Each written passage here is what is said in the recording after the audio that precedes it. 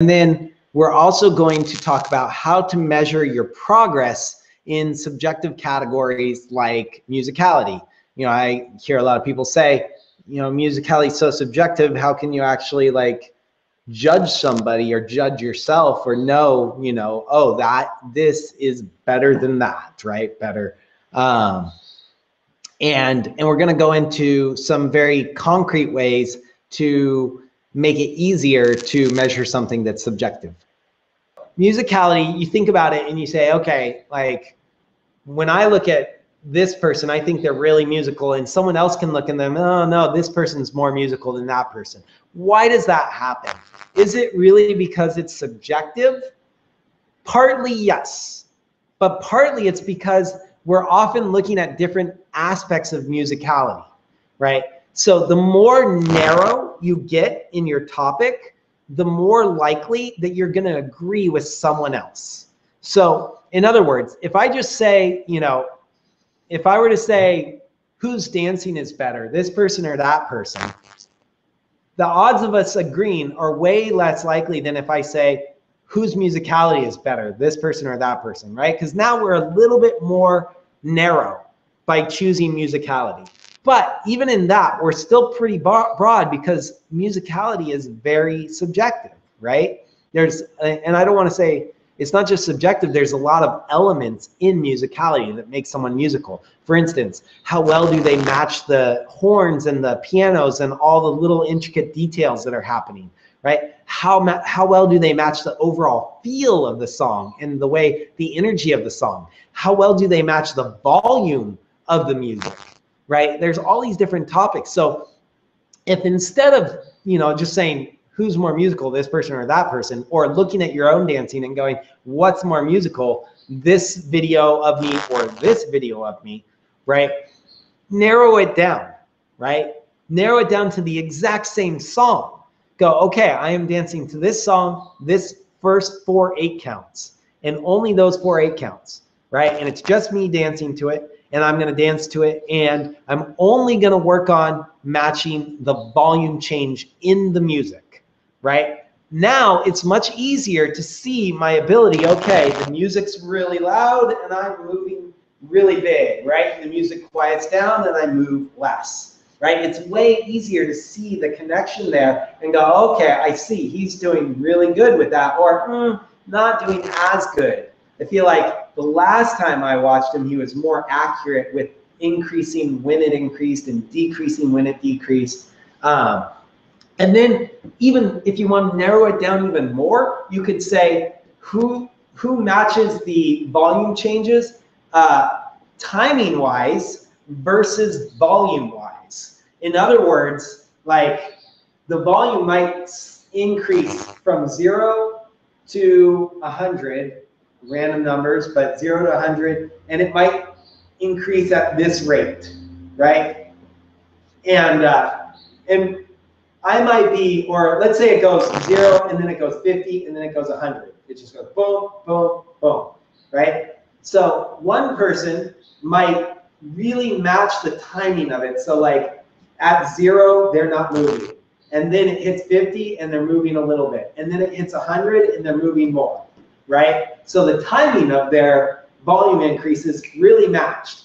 But when the volume was blaring, they were moving more, but they still weren't moving as much as it made sense, right? And someone else might match the amount that makes sense, but maybe their timing's a little off. So maybe they start at 0, everything's good. When it goes to 50, they don't immediately go, right? Maybe they pause a second and then they start going. But they're going more at 50, whereas the other person nailed it, right? They hit 50 right at the same time. They started moving right when the volume went up. But the amount was not 50%, right? If you think of it like 0 is like no music, you can't hear anything. 100 is like the loudest music you could ever imagine with the most energy you could ever imagine, right? And 50 is right in between. Then you think, okay, take any movement. Let's say I'm doing Charleston, right? As I do Charleston, then I want my 0 to match 0. So this is my Charleston at 0, basically no movement because there's no music, right? If it goes to 100, I want my Charleston as big as I've ever seen it, right? And at 50, I want it right in between, right?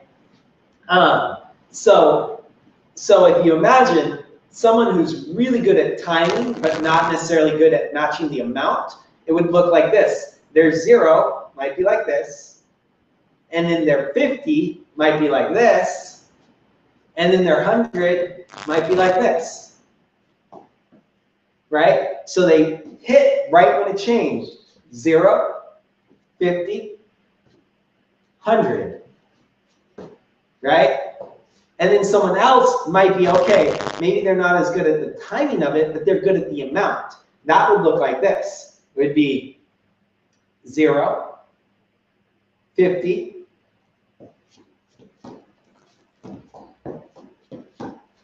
right? 100. Oh, you see how, like, when it hit 100, I waited a little bit and then I caught up, right? But I was more at 100, I was more at 50 than maybe the other person, right? So the more you narrow down and look at, okay, what specifically are we talking about here, the much easier it is for everyone to agree. It's only when we're really broad that it's really hard. And yes, there's still some subjectiveness to, you know, like even when you get down to the most narrow of things, but it's really hard to be subjective. If you say, you know, I want you to tell me which person is better at matching the music when it changes, changing with it, right? Getting more energetic when the music gets more energetic. If one person, as soon as they hear it, goes, and then the other person goes slightly later, most people are going to agree it's the one that hit it right when it happened, right? Although some might see, maybe they even go ahead of them, right? Which would be a cheat as well. Like maybe they start before the music changes because they hear it, they know the song or something, so they know that there's an increase in energy at this moment, right? And by the way, when I'm practicing this, I don't let the song choose the volume. I actually have someone change the volume on me. So they go, like, I'm dancing, just doing one movement, and they'll crank it up, and all of a sudden I have to be big. And then they'll crank it down, and I'll have to be small. And they'll just increase it a little, and I have to just increase a little. And then I'll increase a little bit more, I have to increase a little bit more, right? So I actually have someone else doing that. And the reason why I'm doing that is because I don't want to I want to build the habit of adjusting from what I hear versus what I know. Right? If I already know a song and I know the energy changes at this moment, then I'm going to cheat it and I'm going to make it happen a little bit ahead of time or something. I'm not doing it because the music made me do it. I'm doing it because I know the music's going to make me do it. Right? So I'm trying to build a habit of moving my body because the music inspires me or makes me go. That way, even when I don't know the song, my habit is just to increase the volume because the volume increased. Does that make sense?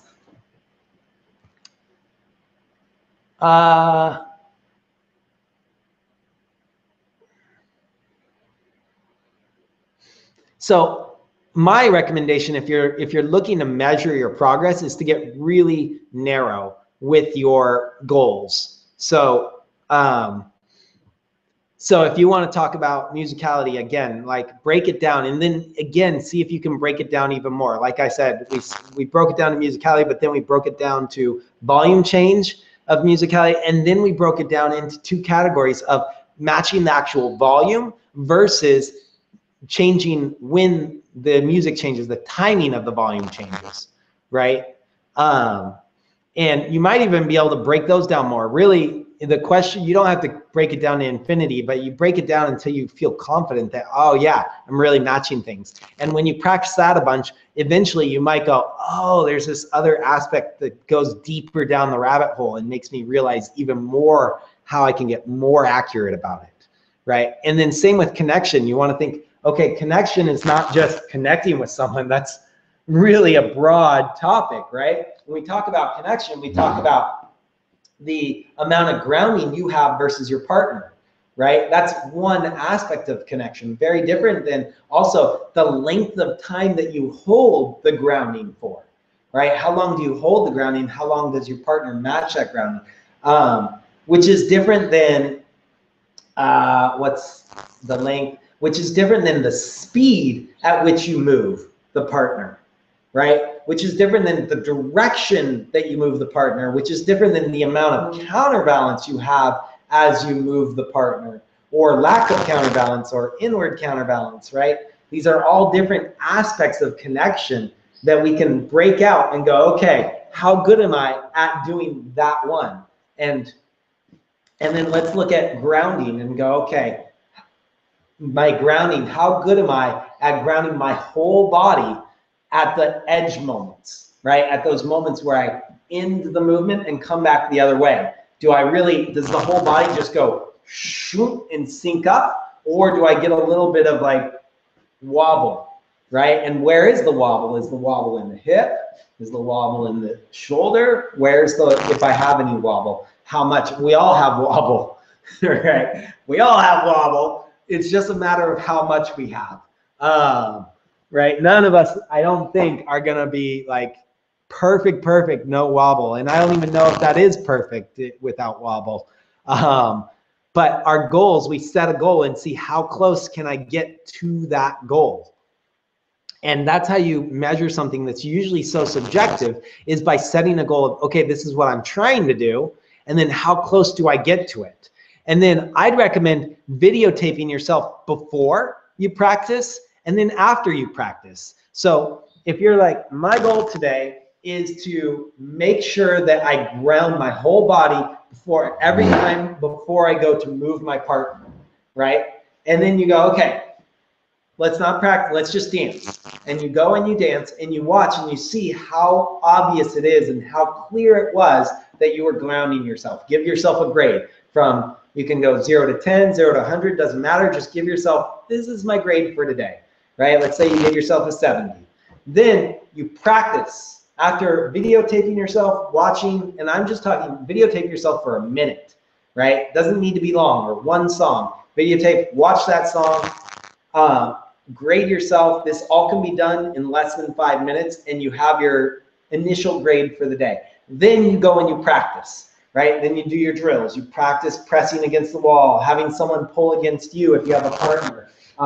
Otherwise, I just recommend practicing pressures, pushing, pulling, sideways pressures where you press out on something, right? Or pull in on something. I practice all of those while making sure all the tips that we talked about before, not leaning in, not leaning away, just staying right where you are. The way you can tell you're doing well is when you release. If you release and your body stays right where it is, you nailed it, right? Odds are none of us are going to be, even me, I still had a little bit of movement there. When I pressed, if you watch when I release.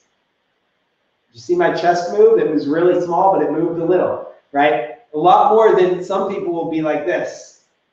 And then you see how much my body moved that time to adjust, right? Or like the more your body moves, the less you're nailing the grounding right now, right? So you want to really stay in one spot and hold it. Then you can change the position, but then stay in one spot and hold it and build up that pressure and go through that. You can even press against your legs. Again, other people can press against you, press against your partner. Then after you've had that practice, then go do some swing outs, right? And focus on that. Every time, right when you go to do your connection point of the lead, focus on getting those muscles in your legs and your chest and everything connected to your partner before you lead them into whatever you're going to lead them through, right? Some basic side steps is a great way to do it. Just getting them to go side and then side the other way. Connect up and move each other. Connect up and move each other, right? Really feeling that connection first. And then after you practice that, say you practice 15 minutes, or it depends on your practice. Maybe you want to practice 20 or whatever, or even only 5 minutes. Just practice that for 5 minutes. Then you go and you videotape yourself again and just dance. But think about, as you're dancing, think about that one thing, like how well are you doing it? And then you can compare those Well, you could just grade yourself right then without comparing and just go, okay, I feel like I improved this much. Or you can put them side by side. There's actually an app called Coach's Eye. That's coach, like I'm your coach, and then apostrophe S, and then I, like the I, like I can see you, I. Coach's Eye. That app actually can take videos and put them side by side, and you can compare and play them right next to each other. So you might even want to choose to do the exact same choreography, like 3 swing outs in a circle, or 3 basics and a fancy move, or something like that during your practice, and just repeat that and see how well you're doing during it, and then compare them side by side. Did I improve, right? One of 2 things is usually going to happen. Either yes, you're going to improve, or what often will happen when it's your first time doing this is actually you'll feel like you did not improve, you got worse. But most likely what is actual is you're now aware of something that you weren't aware of the first time. So the first time someone usually learns about grounding, it's like, oh my God, I suck, I'm horrible. I'm worse than I was when I first started than just last week. But no, they're just more aware of something they weren't aware of, right? So if you think that there's 4 stages of learning, right? And you've got to go through them all. I mean, you don't have to go through them all, but they go through in this process. You start with unconscious, unaware, right? Like you don't even know that you don't know something, right? There's something you don't even know you don't know. Then you go to the state of conscious, unaware. Sorry, that's not the right. It's unconscious competence. So you don't know that you can't do it, or incompetence. I'm horrible today. Whoa, what's wrong with you? Unconscious incompetence is the first one. That's where you're incompetent. You can't do it, but you don't know that you can't do it. That's the first stage. Everybody starts there. Then you go into the stage of conscious incompetence. That's where you realize, oh, I now know that I can't do this. And then you go to the stage of conscious competence, right? That's the stage where you know you can do it. You're now able to do it, but it takes conscious thought. And then you go to unconscious competence, where you can do it without even thinking about it, right? So a lot of times when you first start something, you're just transitioning from the unconscious incompetent to the conscious incompetent stage. And so it might feel like you got worse, but really you just became aware of something you couldn't do. The whole time you couldn't do it though. It's just now you're aware of it, which is the step that you need to go through in order to get to conscious competence, right? To the point where you can do it and you're aware that you can do it, which is the step you need to go through to get to unconscious competence, which is the ultimate goal of being able to do it without even thinking about it. It just happens, right? And the thing also you want to be aware of is what habits are you building that you get conscious, unconscious competence in? Because there's some habits you want to build, some habits you might not want to build. For example, like I personally try not to build as much like unconscious competence in, I try not to build, we're going to call that habits, right? The final thing is habits. I try to build habits of connecting with my partner, connecting to the music, because those are my ultimate goals, right? I try not to build habits of style. They're still going to happen. I'm not perfect, but that's my goal, is not to build habits of style, but to build habits of connecting with my partner and the music, right? Other people, maybe they have the goal of having a specific style and they don't care who they dance with. They want to always look that way, right? In that case, they're going to build the habit of the look and the style and not necessarily the habit of connecting with their partner and connecting with the music. They'll still get some connection with their partner and music. It just might not be as much as someone who's focused on connecting with the partner and the music.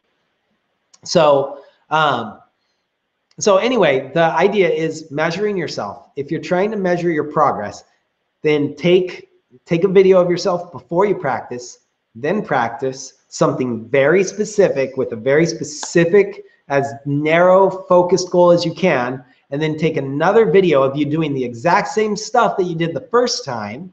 Ideally, doesn't have to be, but it's better the closer you are to doing the same stuff, great. and then compare them and see if you improved. Give yourself a new grade.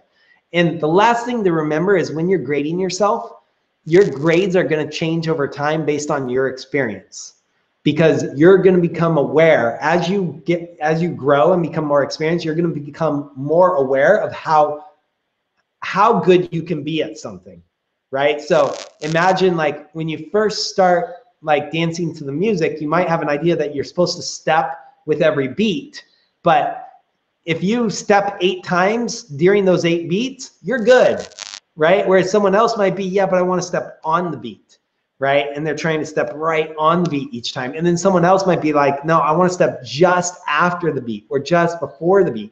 And they're getting more precise and more accurate. But when you first start, you're not going to be thinking about that stuff. You're just going to be like a 100 or a 10, like in my book, 10 out of 10 is when I step up 8 times during 8 beats, right? And then later on, you're going to be like, no, a 10 out of 10 is when I step just after the beat or just on the beat or whatever your goal is.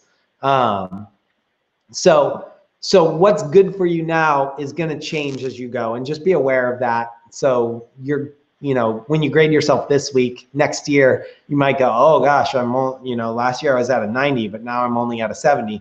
Well, odds are your awareness increased. So yes, you're grading yourself lower, but before those numbers, if your awareness was the same, would have been lower as well.